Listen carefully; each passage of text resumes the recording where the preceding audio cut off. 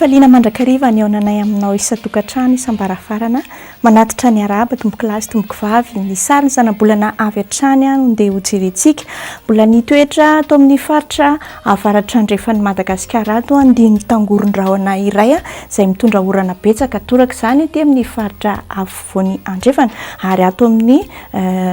ranomasimbe indiana ny narin-drafitry ny toetrandro androany moa dia mbola ny volinandrom-pahavaratra hatrany ny mety toetrandro vinavinaina ao amin'ny rampitso alahady maraina ary zany dia isy ny orana malefaka ny ato aty amin'ny faritra Tsinanana amin'ny faritra anatin'ny faritany Fianaratsoa Vatovavy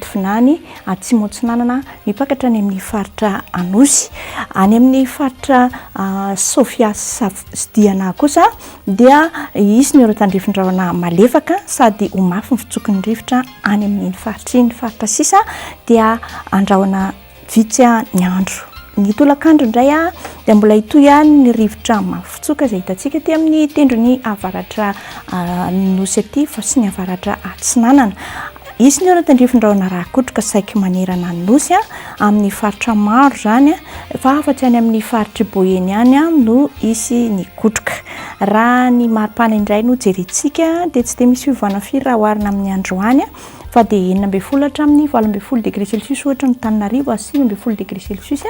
any Fianaratsoa any ho amin'ny faritra manodidina morontsiraka dia mahatratra 20 hatrany amin'ny 20 degré celsius ny ilan'ny Atsinanana ary ny ilan'ny Andrefana dia 13 sy 14 degré celsius ny tolakandro indray kosa ary dia mbola azo lazaina mafana ihany amin'ny ankapobeny ny andro saingy eto amin'ny faritra ny afovoan-tany no somary malomaloka kely ny andro ny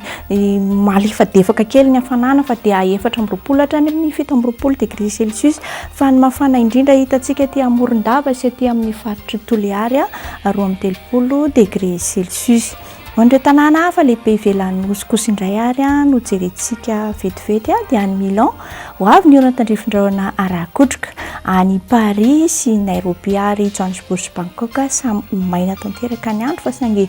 olalovan-drahona kely kosa ny andro any Nairobi any ho any Nosy manodidina antsika indray ary no jerena zao dia ho avy avokoa ny orana tandrifin-drahona Rakotoka any Port-Louis, Seychelles, Comores ary any Saint-Denis izay indray masaka azonay natolotra anareo androany mametraka ny mandram-peona manaraka indray velona tokoa